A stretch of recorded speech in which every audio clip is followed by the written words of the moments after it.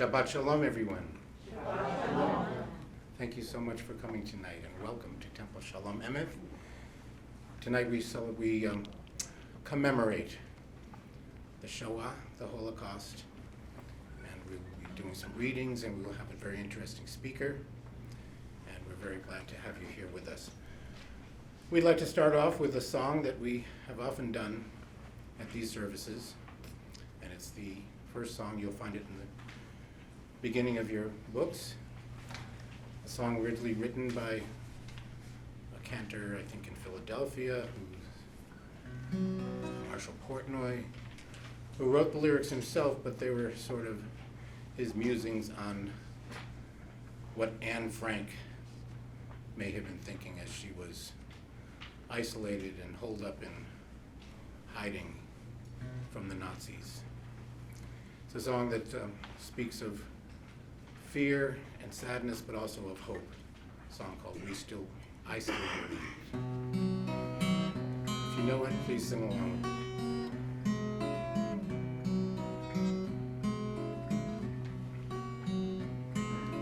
Shining stars, cloudless skies of blue, through the window crack I see you, and I long to run and touch the sun.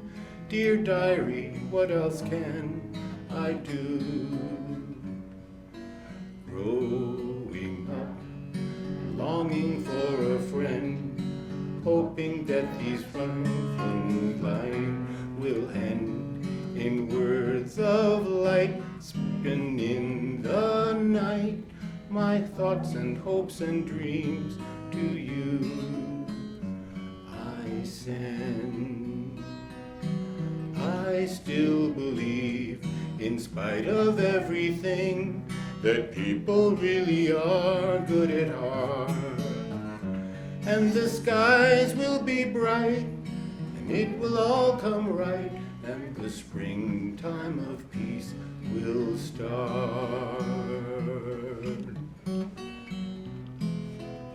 Dreaming of the precious air of freedom, waking and I feel like crying.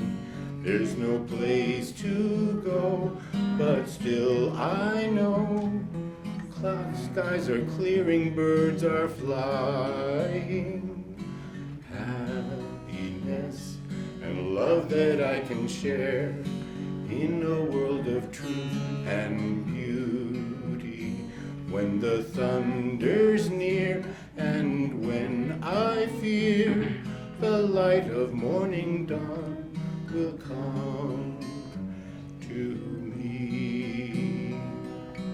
I still believe, in spite of everything, that people really are good at heart, and the skies will be bright, and it will all come right, and the springtime of peace will start.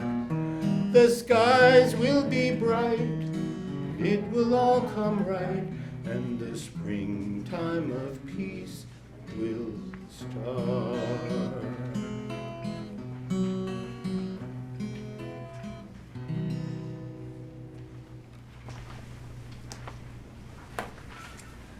Shabbat Shalom, everybody. Shabbat Shalom. Welcome to Temple Shalom Emeth, and this is always one of the most important and meaningful services of the year, and I'm so glad that you can all be here, and thank you to BCAT for live streaming this. So hello to all those people who are watching us online as well. I would like to invite Liam and Dio to come on up and open the doors of the Ark and the Ark curtain in honor of Dio's bar mitzvah in a couple of weeks. Please rise.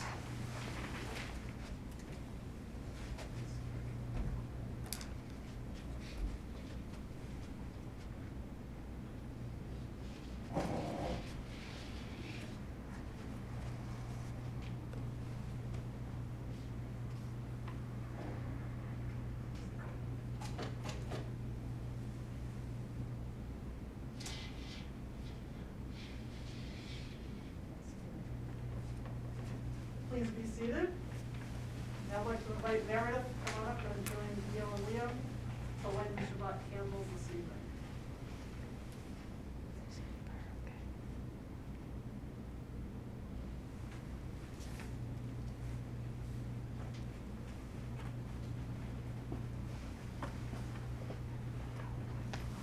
Baruch atah Adonai Eloheinu melech haolam asher kitshanu b'mitzvotov v'tzivanu l'chadlik ner shel Shabbat.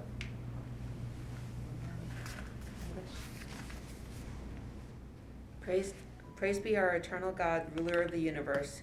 You hallow us with mitzvot and command us to kindle the lights of Shabbat.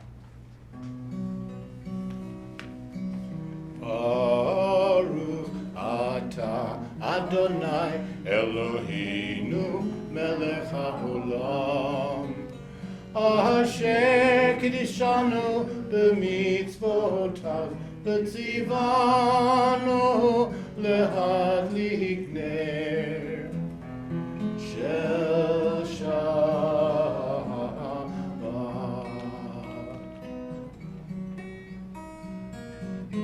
Amen, amen, amen.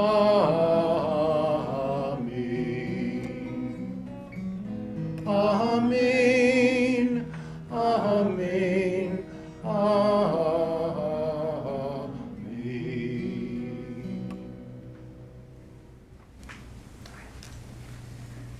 And we read together at the top of page 3. These Shabbat candles remind us of the generations of Israel who kindled light. On this night, we remember those whose lives were extinguished by those who sought to destroy our people and our traditions. As these Shabbat candles give light to all of us who behold them, so may our united presence here this evening be a beacon of light against all those who continue to harbor prejudice and hatred in their hearts.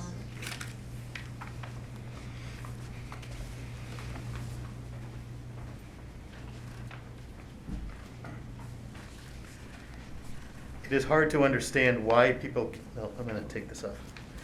It is hard to understand why people kill each other. It's even harder to think that 6 million Jews and 5 million people of other faiths were murdered by the Nazis. It is hard to understand how or why this horrible tragedy took place. But we must never forget. For if we forget that it happened, it could happen again. We rise for the Baruch Hu, our call to worship. Praise the one to whom praise is due. Praise be the one to whom praise is due, now and forever. Baruch Hu et Adonai Hamavorach. Baruch Adonai Hamavorach Leolam Va'ed.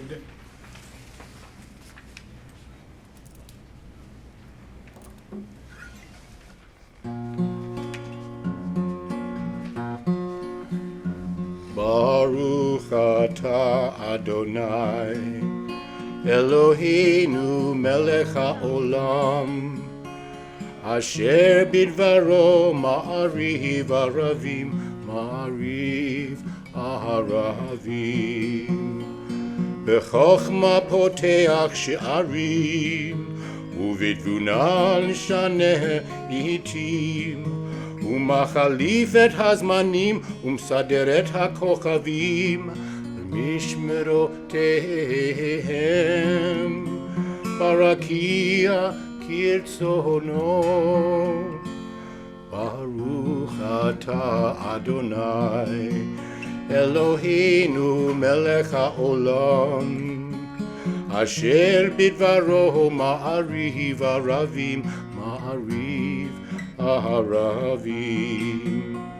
בורא יום ולילה, גולל אור מפני חושך וחושך מפני אור, ומעביר יום ומביא לילה, ומבדיל בין יום ובין לילה. אדוני צבאות שמו, אל חי וקיים, תמיד ימלוך עלינו לעולם. Baruch atah Adonai, Ha'ma'ariv Aravi. Baruch atah Adonai, Ha'ma'ariv Aravi.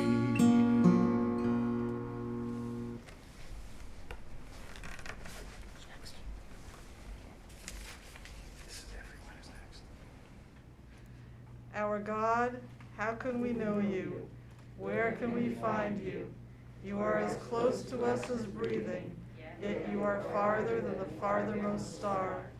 You are as mysterious as the vast solitudes of the night, yet as familiar to us as the light of the sun.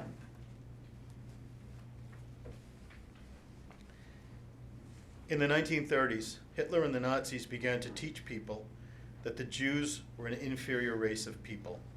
They made Jews leave their homes and live in overcrowded apartments without enough food or money. The Nazis, we remember the 210,000 Jews who were killed in Germany and Austria. The Nazis began to convince more people that their lives would be better without the Jews. In November 1938, on a night we call Kristallnacht, the night of broken glass, they destroyed many of the Jews' stores and burned down their beautiful synagogues. We remember the 90,000 Jews who were killed in France.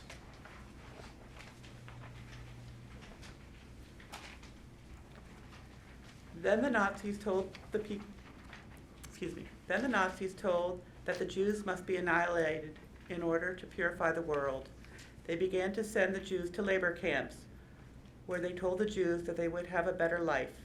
Instead, they had to work all day for the Nazis, digging ditches or breaking rocks in the hot sun. All they were given to eat was little bits of bread and watered-down soup. When they got too weak to work, the Nazis killed them. We remember the 450,000 Jews who were killed in Hungary.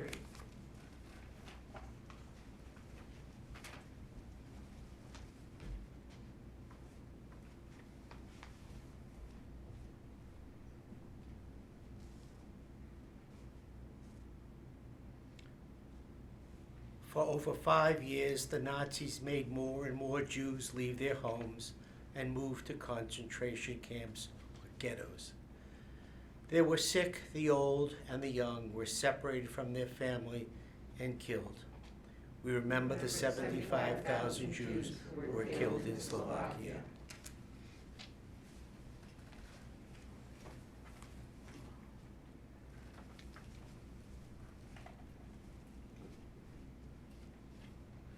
When justice burns within us like a flaming fire, when love evokes willing sacrifice from us, when to the last full measure of selfless devotion, we demonstrate our belief in the ultimate triumph of truth and righteousness, then your goodness enters our lives and we can begin to change the world.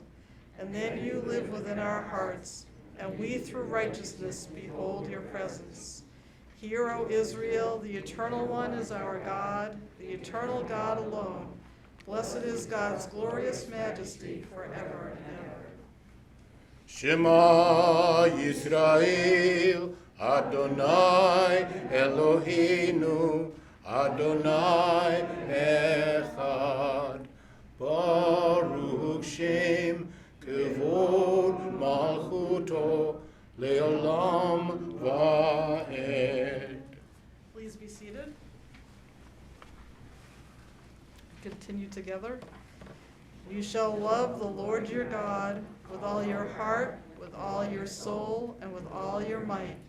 Set these words which I command you this day upon your heart. Teach them faithfully to your children. Speak of them in your home and on our way, when you lie down and when you rise up. Bind them as a sign upon your hand. Let them be a symbol before your eyes.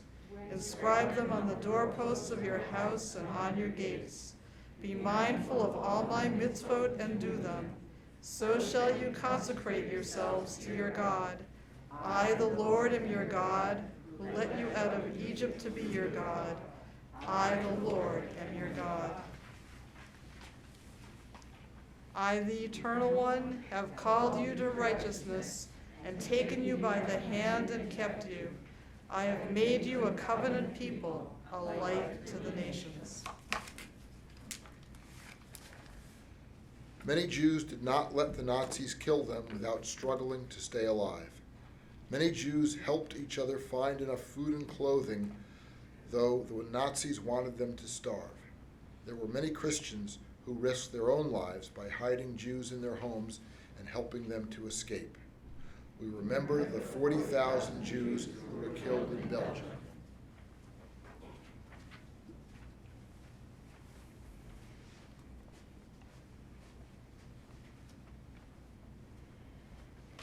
You who worship gods that cannot save you, hear the words of the Eternal One.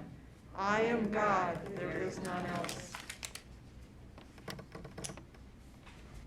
Some young Jews began to steal guns and ammunition.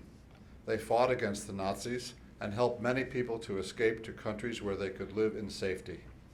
We remember the 600,000 Jews who were killed in Romania.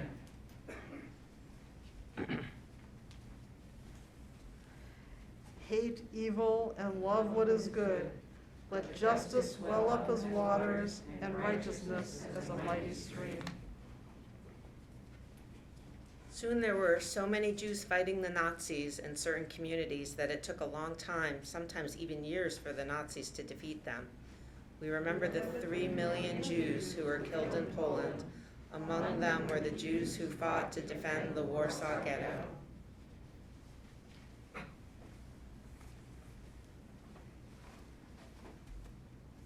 You shall not oppress your neighbors nor rob them. You shall not stand idle while your neighbor bleeds. Violence shall no longer be heard in your land, desolation and destruction within your borders. All your children will be taught of your God, and great shall be the peace of our children. Continue on page 7 with Micha Mocha, the song the Israelites sang when they crossed the Red Sea to freedom from Pharaoh's grip.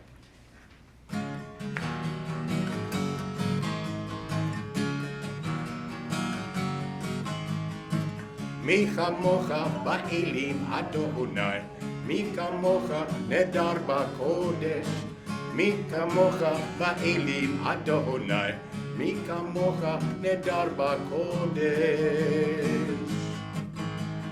נורא תהילות עושה פלא, נורא תהילות עושה פלא, Adonai yimloch leolam va'ed. Adonai yimloch leolam va'ed. Machtecha ra'u vanecha, bokei hayam lifnei Moshe uMiriam, ve'eli anu v'yamaru, ve'eli anu v'yamaru. Adonai yimloch leolam va'ed. Adonai yimloch leolam va'ed. Adonai yimloch leolam va'ed.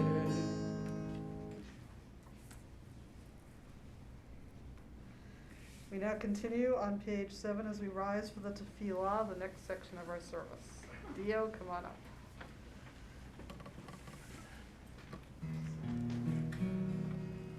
Anananananana Adonai. Anananananana Sfatai Tiftach. Anananananana Ufi Yagid. Ufi Yagid Tehilatecha. Anananananana Adonai. Anananananana Sfatai Tiftach. Anananananana Ufi Yagid Tehilatecha. Anananananana Adonai. Anananananana Sfatai Tiftach. Anananananana na na na na na ufi agi tehilatecha.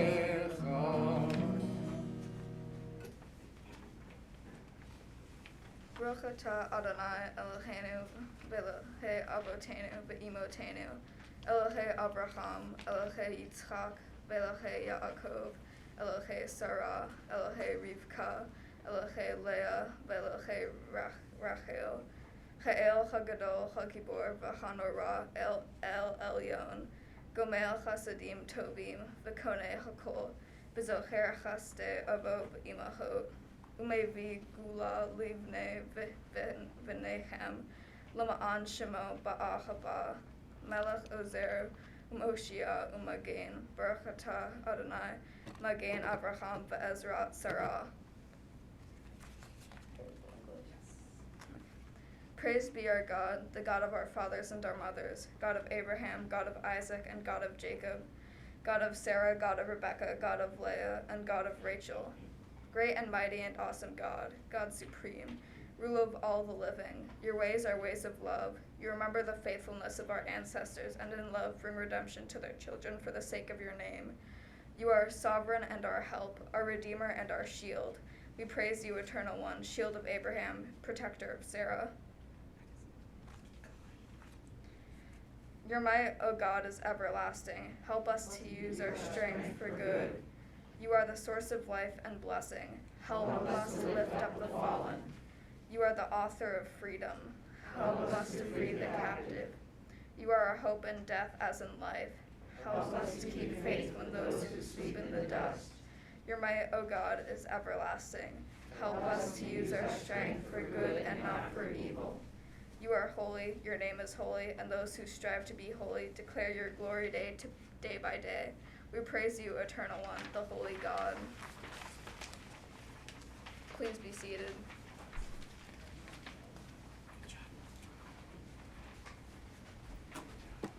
The most powerful weapons the Jews possessed against the Nazis were the religion and their traditions.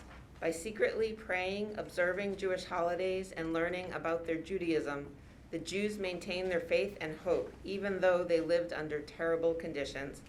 We remember the 60,000 Jews who were killed in Greece.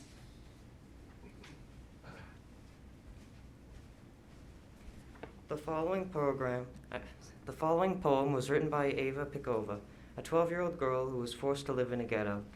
It gives us some insight into how desperately the Jews hoped that things would get better. Today, the ghetto knows a different fear. Closed in its grip, death holds an icy knife. An evil sickness spreads a terror in its wake. The victims of its shadow weep and writhe.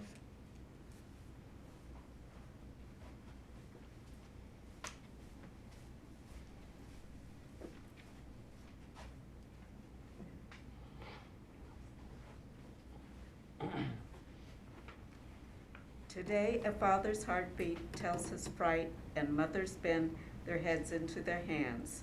Now children choke and die with typhus here. A bitter tax is taken from their hands. We remember the 228,000 Jews who died in the Baltic countries.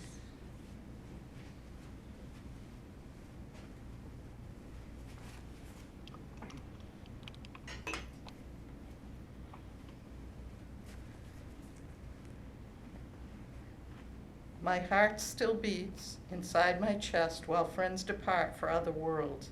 Perhaps it's better, who can say, than watching this, to die today. Oh no, my God, we want to live, not watch our numbers melt away. We want to have a better world. We want to work. We must not die.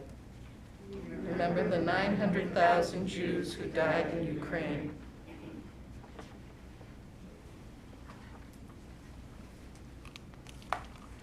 Many Jews who lived under the threat of the Holocaust formed groups and went to live in Palestine before the Nazis got to them. There they built cities and towns and set the stage for the founding of the State of Israel, a safe haven for the Jewish people. We remember the 105,000 Jews who were killed in the Netherlands.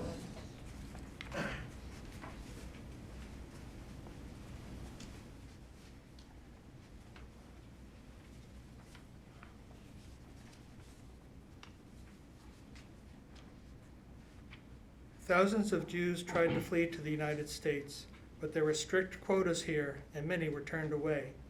An ocean liner called the St. Louis brought hundreds of refugees to our shores, but our government forced the boat to return to Europe, where most of the passengers were killed by the Nazis. We remember the 352,000 Jews who were killed in Russia.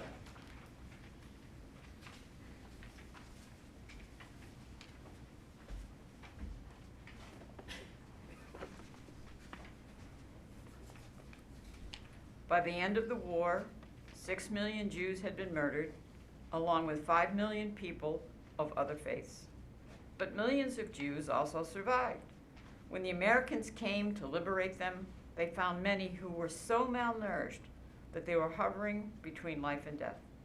Most of them could not return to their homes because they had been destroyed. Many were separated from their families and had no way of knowing which relatives were still alive. They are witness to the 11 million.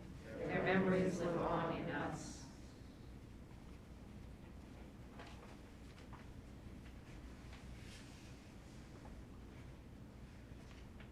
The Holocaust reminds us that freedom is precious. It reminds us that there are many peoples around the world today who are oppressed because of their race, religion, ethnic background, sexual orientation, and their place in society. They need our help.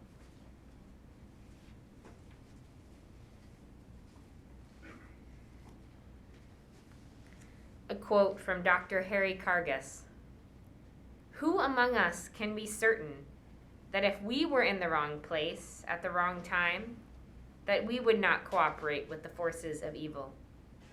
Are we in some way doing exactly that by our subtle racism, our lack of interest in war-torn nations around the world, our deliberate ignorance of genocide through starvation that some people are experiencing this minute as we sit here?" And from the famous passage by Pastor Martin Niemöller. "First they came for the Jews, and I did not speak out, because I was not a Jew. Then they came for the communists, and I did not speak out, because I was not a communist. Then they came for the trade unionists, and I did not speak out, because I was not a trade unionist. Then they came for me, and there was no one left to speak out for me."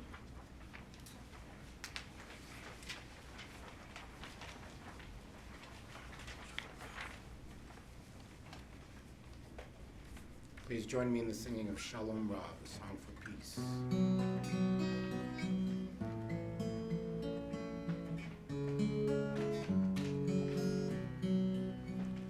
Shalom Rav al Yisrael Amcha Tasim Leolam. Shalom Rav al Yisrael Amcha Tasim Leolam. Ki ata hu melech adon lechol ha'olam. Ki ata hu melech adon lechol ha'shalom.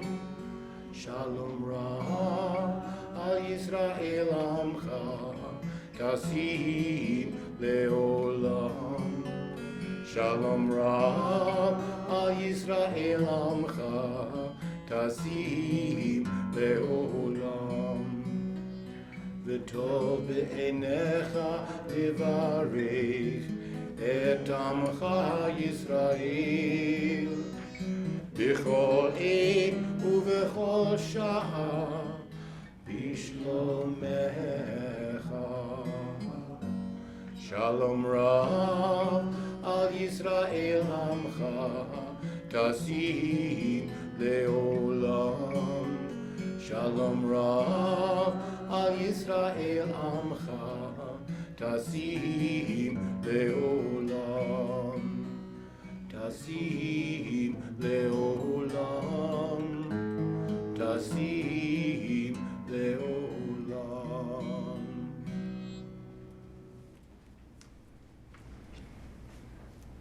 God of peace, of justice, and of love, be praised. Inspire us to banish forever hatred, war, and bloodshed.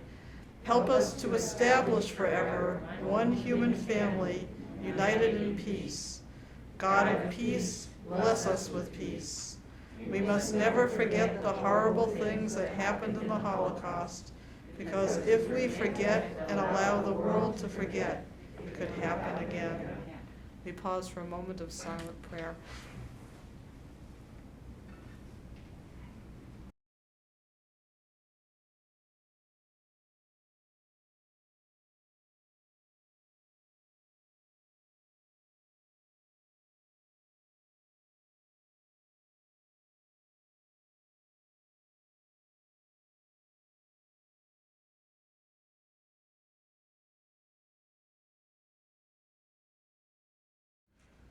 Now please join me in another song for peace. O say shalom.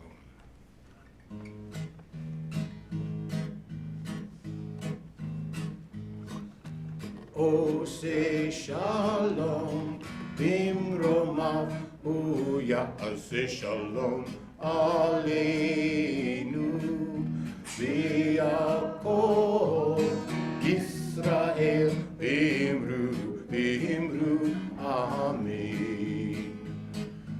O say shalom, bimromav, uyase shalom, aleinu, v'yakov Yisrael, v'imru, amen.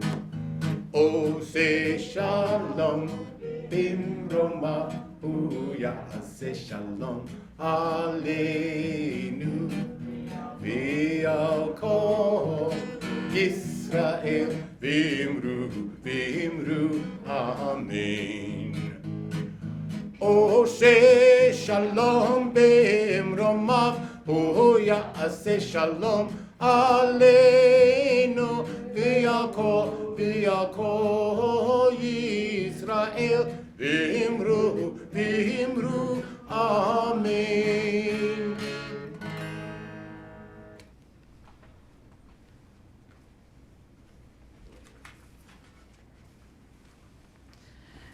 As I was driving here, I was listening to NPR, and they were talking about the ways in which Russia might be brought up before the International Court in The Hague on war crimes charges. And so it's extremely relevant that we have here with us this evening the Honorable Phillip Weiner, who's a Massachusetts attorney who served as a career prosecutor from 1980 to 2000. And from 2000, he began working internationally, serving for 6 years as a war crimes prosecutor at the International Criminal Tribunal for the former Yugoslavia. He then returned to the United States as a visiting law professor at Boston College Law School, where he taught criminal law and criminal procedure. From 2008 to 2012, he served as an international judge at the Court of Bosnia and Herzegovina, being assigned to the War Crimes Chamber. His cases involved allegations of war crimes, crimes against humanity, and genocide. He then served at the War Crimes Court in Cambodia, where he oversaw investigations relating to the Khmer Rouge regime. And before leaving that kingdom, he was knighted for his efforts in training Cambodia's judges, attorneys, and police officers. So it is a complete pleasure and honor, and so wonderful that he could be here on this occasion to welcome Judge Weiner to come up and speak about the war in Ukraine. Is the past repeating itself?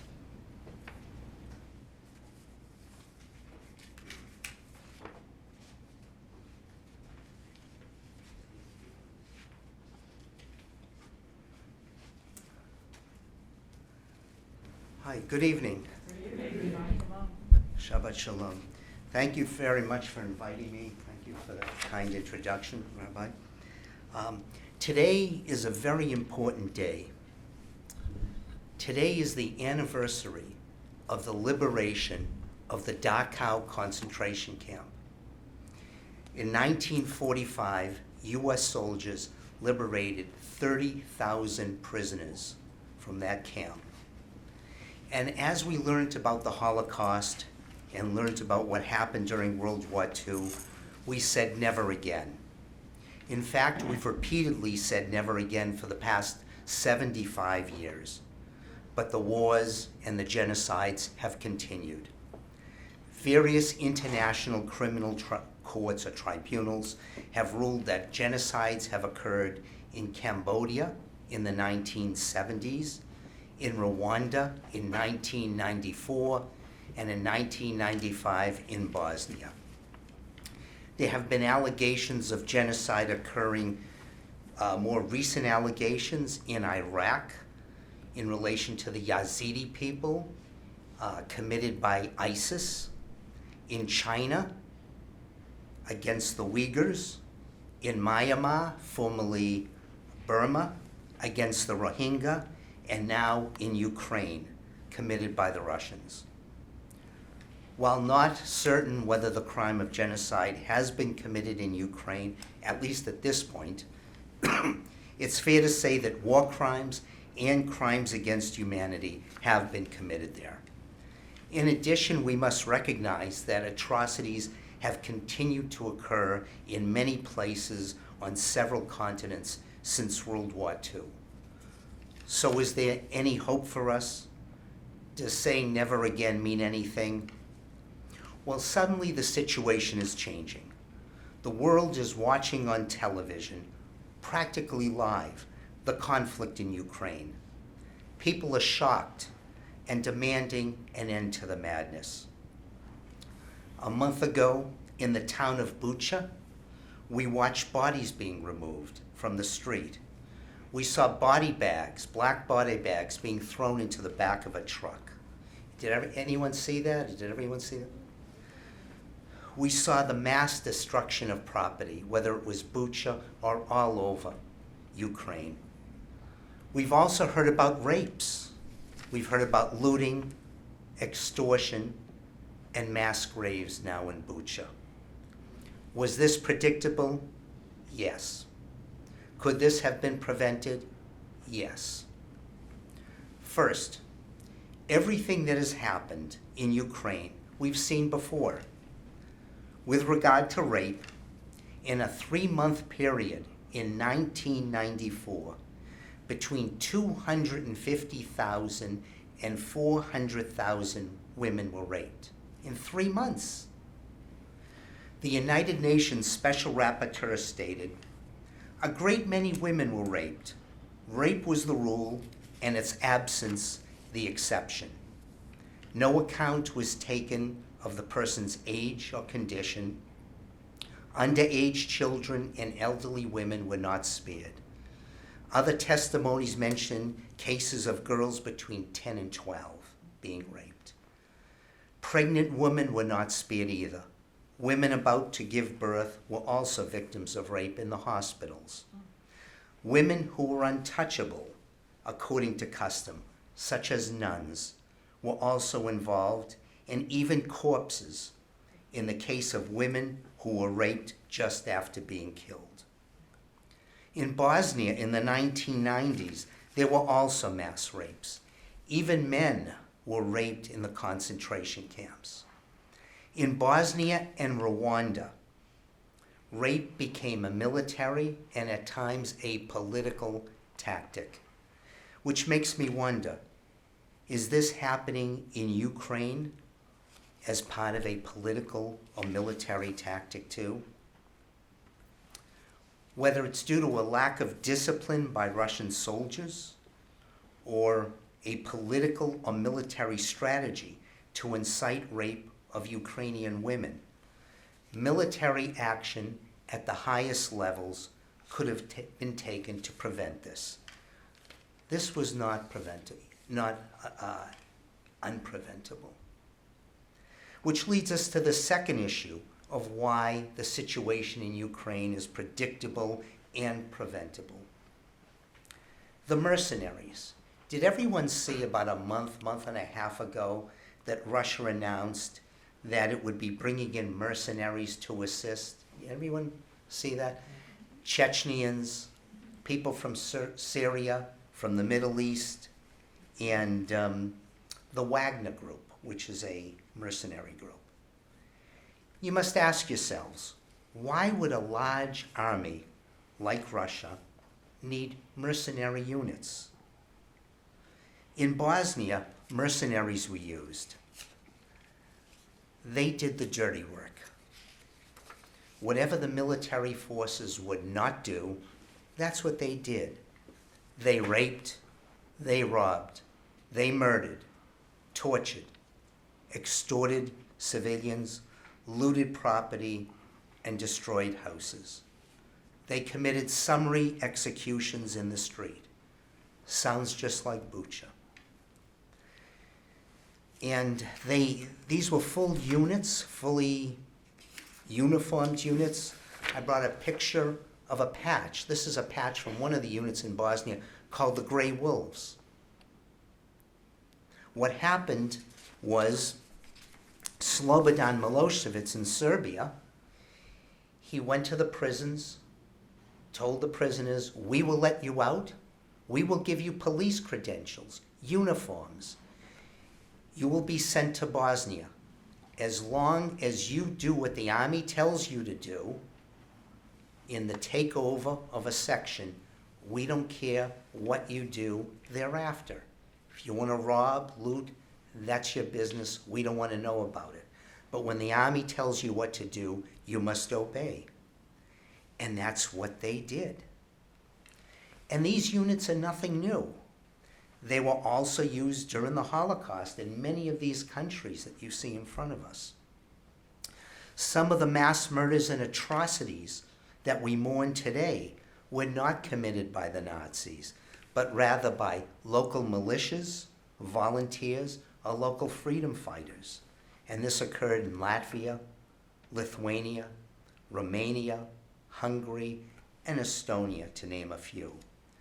They had no problem murdering Jews and stealing their property. In some cases, the descendants of the paramilitary units still live in the homes stolen from the Jews that they murdered.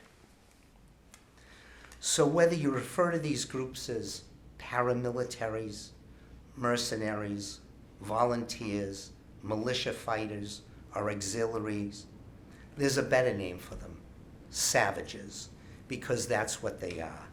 They murder, they rape, they rob, they loot, they murder for sport, and their cruelty knows no bounds.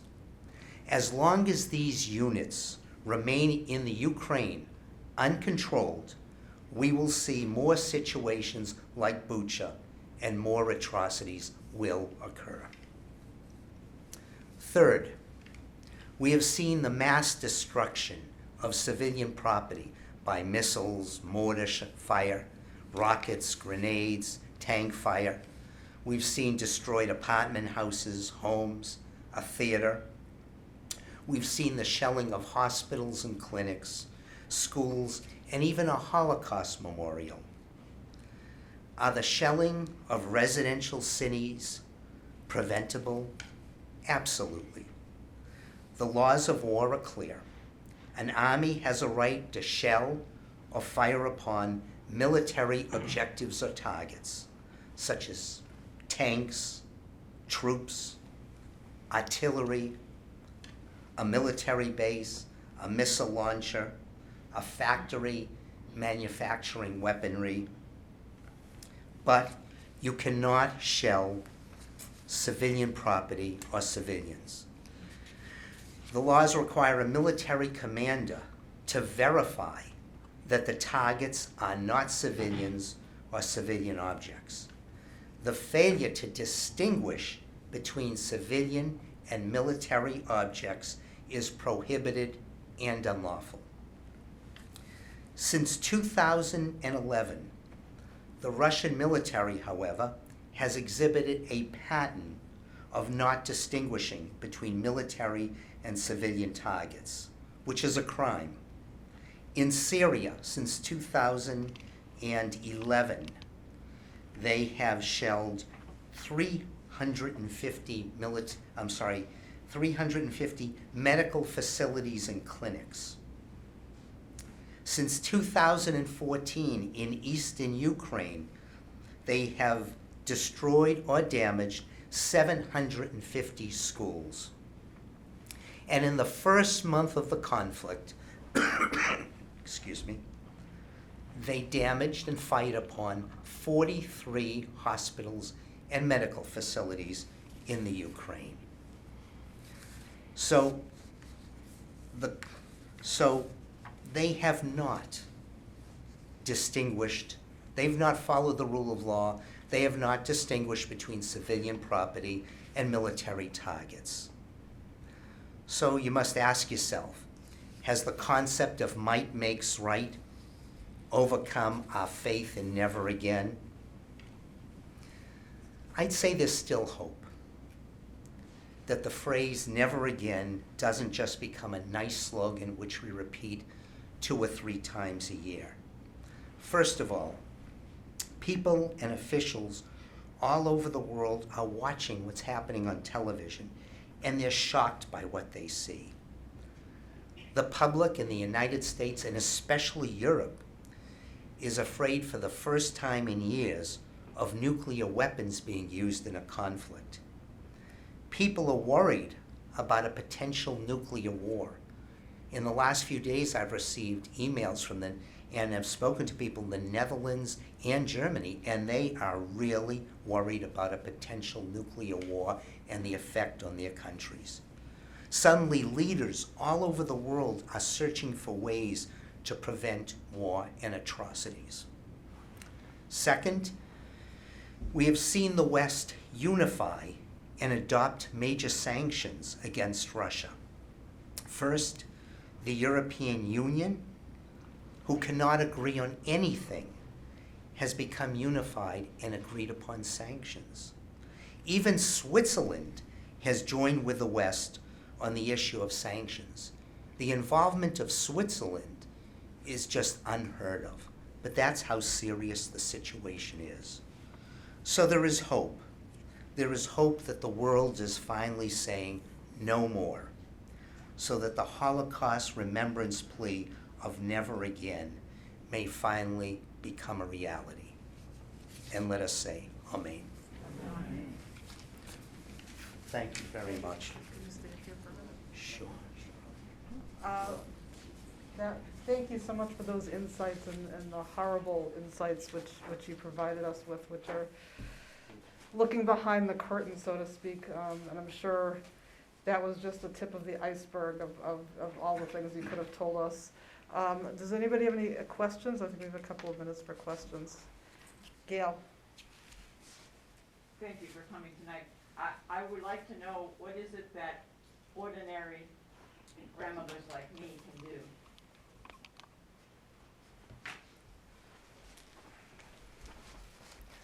I think it would be very good to call your representatives, your federal representatives, Senator Markey's office, your congressional office, and ask what are they doing? And to tell them you want them to make sure that the United States is going to take action to assist Ukraine, to help refugees, and to see that this doesn't end in a major tragedy, which is very possible. You have to realize that Putin has to save face with the Russian people. He has entered a war which he's not doing well. I don't know if you can say he's losing, but he's not doing very well. And how will he save face if he does not advance in southern Ukraine? What is he planning to do? Will he use limited nuclear capacity? Will he just shell? He doesn't even need nuclear capacity. He has the ability to shell and shell. You have a beautiful city which has been heavily Jewish, Odessa. And if you see the pictures, it's right in the water. It looks like Miami Beach. Is he going to shell that the way he shelled Mariupol? And that'd be a loss to the world. So we have to keep the pressure on our government, which is helping. They're sending large amounts of military weaponry there. They're also keeping Europe unified and trying to get the rest of the world involved. Countries which are still trying to stay neutral, they're pressuring right now. So we just have to keep the pressure on the U.S. to continue on this track. Sorry. Other questions? Howard? Yeah, hi, thank you for coming tonight. I'm just curious about like war crimes for like leaders of Russia. Is there, like, I know they can be charged with it, but I mean, if they stay in Russia, though, nothing will, like, what can be done to like any of the, like the leaders of Russia other than, you know, charging them that they stay in Russia? Is there anything else that can be done for them? That's the key problem. You can charge. I know Ukraine, the prosecutor's office announced today charges in relation to Bucha. I'm not sure who they're charging, but you can charge. But how do you basically get jurisdiction over some of these people and detain them? We don't know what's going to happen in Russia. Will there be a coup? Will there be a change in government? I don't see Putin turning himself in. And most likely, if there's a change in government, the new leaders will want to get rid of him as quick as possible.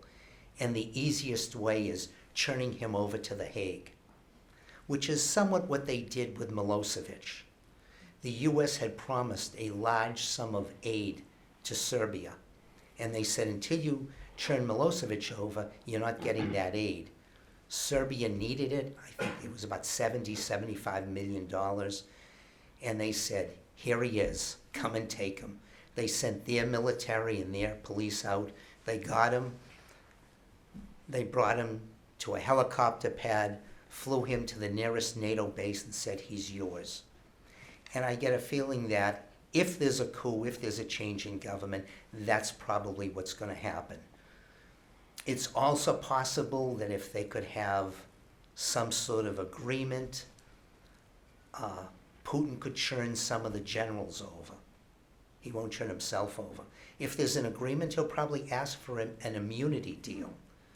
And then there's the issue of the legality of that, of diplomats immunizing or giving amnesty to a person. So far, the courts have said that in cases of war crimes, that's not a valid deal. But who knows what's going to happen? I mean, everything right now is really in a gray area. Will there be, actually even step back to, will there be a Ukraine? Will Russia be happy enough just taking the Donbass region? Will they continue to try and take the whole southern section of Ukraine? Will they continue to try and take all of Ukraine? So will there be a Ukraine? What's going to happen? None of us really know. We're really in a very, very difficult area, and it's also a very sad area, because while we're talking about issues of courts, tribunals, people are dying every day, people are being injured every day, and children are being killed.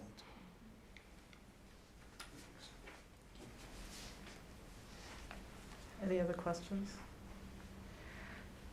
Thank you so much, and I'm sure we'll be able to stick around for a few minutes afterwards. All right, thank you so much. That was really wonderfully insightful and gave us a lot to think about, and also reminds us that hatred is far from being resolved in this world, and when we say never again, we really need to do whatever we can, do everything in our power to keep working in every way possible, to keep the killing from stopping, and just to address the hatred and people like Putin in the world. So I really, really appreciate your joining us. Thank you so much. Now we're going to continue with the Elenu on page 11. Dio, come on up to open the Ark curtain. Please rise.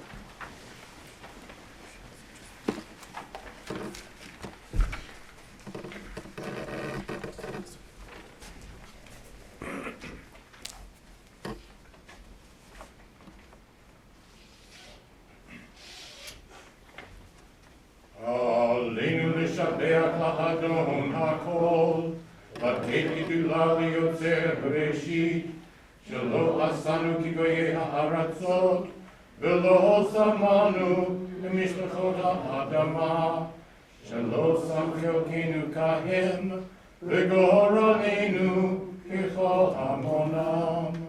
ואנחנו קוראים ומשתחווים ומודים לפני מלך מלכי המלכים הקדוש ברוך הוא.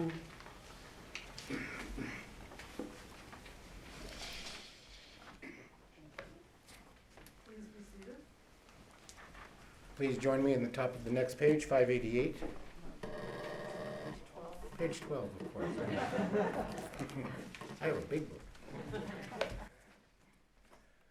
שהוא נוטה שמיים ויוסר הארץ, ומושב יקרו בשמיים ממעל, ושכינתו זו בגבהי מרומים. הוא אלוהינו אין עוד, אמת מלכנו אפס זולתו, ככתוב בתורתו, וידעת היום והשיבות אל לבביך, כי אדוני הוא האלוהים בשמיים ממעל, והארץ מתחת, אין עוד.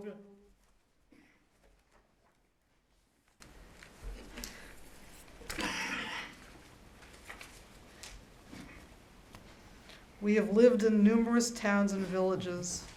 In too many of them we have endured cruel suffering. Some we have forgotten, others are sealed in our memory, a wound that does not heal. 100 generations of victims and martyrs, still their blood cries out from the earth. And so many, at Dachau, at Buchenwald, at Babi Yar. And what can we say? What can we do? How bear the unbearable or accept what life has brought to our people, to many peoples? All who are born must die, but how can we compare the slow passage of our time with the callous slaughter of the innocent, cut off before their time? They have left their stories and their lives to us. Let a million prayers rise whenever we worship. Let a million candles glow against the darkness of these unfinished lives. Sanctifying the name of God, we do honor to their memory. We think now of our loved ones whom death has recently taken from us, those who died at the season in years past, and those whom we have drawn into our hearts with our own. We recall Barbara Goldberg and Gary Damelin, who died during this past month. We also think of all of those who have died during this past day, this past week, this past month in Ukraine and in other hot places around the world. We also think of those whose yahrzeits or anniversary of whose deaths occur this week. Herb Gindlin, Lillian Guber, Louis Halpern, Irving Harrow, Batya Klein, Sylvia Kornetsky, Lori Rittenberg, Daniel Rosenbaum, Royal Schweiger, Philip Stone, Miriam Berman. And at this time, if there are names of those you would like us also to keep in our hearts and our minds, we prepare to recite the Kaddish prayer, in addition to the 6 million and the 5 million of other faiths. You may say their names aloud as I look across the room.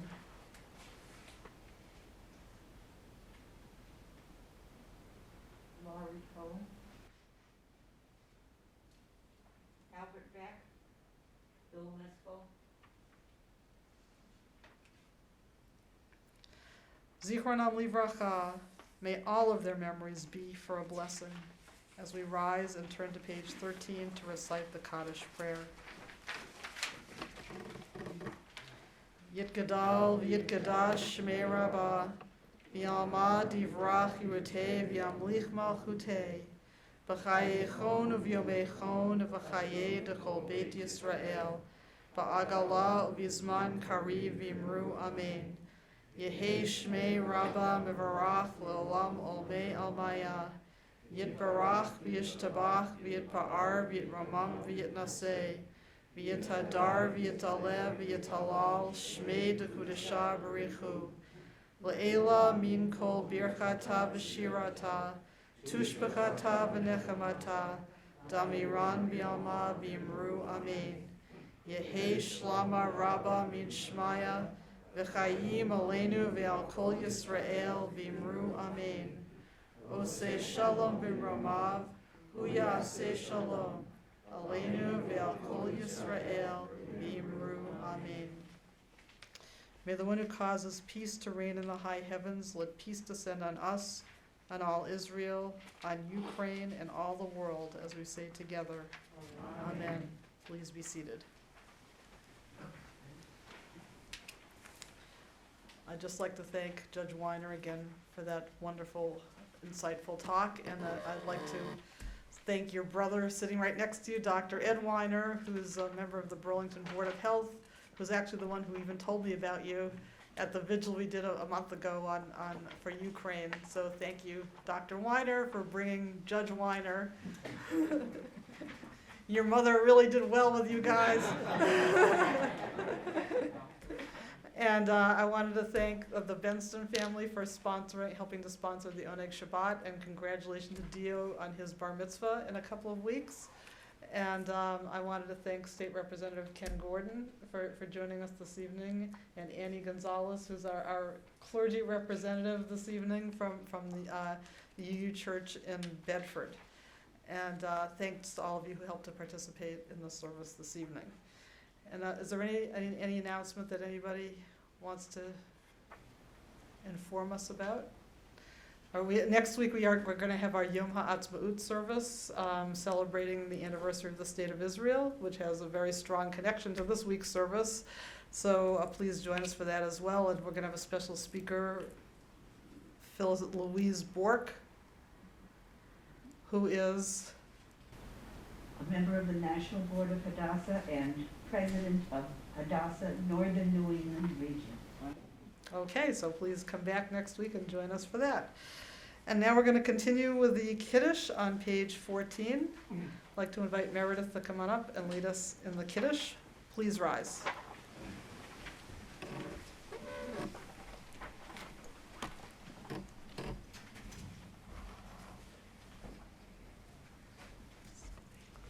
You want me to just do that? Yeah, okay. Blessed are you, Adonai, our God, ruler of the universe, creator of the fruit of the vine. Baruch atah Adonai, Eloheinu melech haolam, borei peri hagafim. Amen. Asabalak l'chaim. Thank you. And Dio, come on up.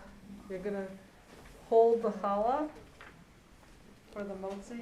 You're almost your last time up here as a child. Next time you'll be an adult. Oh.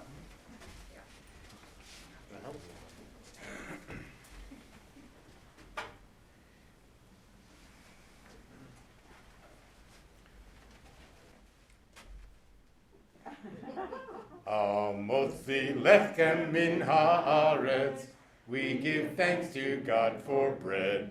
Our voices rise in song together as our joyful prayer is said. Baruch atah Adonai, Eloheinu melech haolam, hamotzi lechem min haaretz. Amen. Thank you very much. Please be seated. And we're going to conclude our service with the singing of Let There Be Peace on Earth. And I know I'm going to embarrass him now. I'd like to invite my son Aaron to come up and close the doors of the Ark. Aaron finished his law school career today.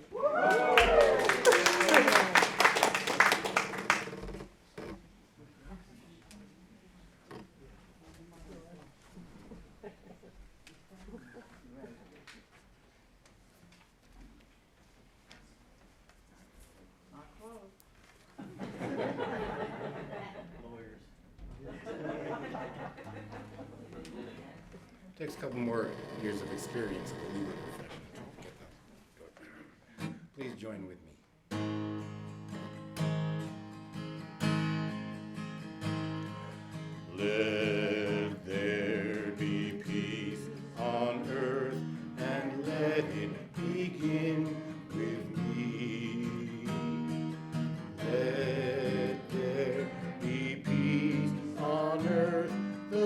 peace that was meant to be with God our Creator. Peacemakers we will be. Let us walk with each other in perfect harmony. Let peace begin with me. Let this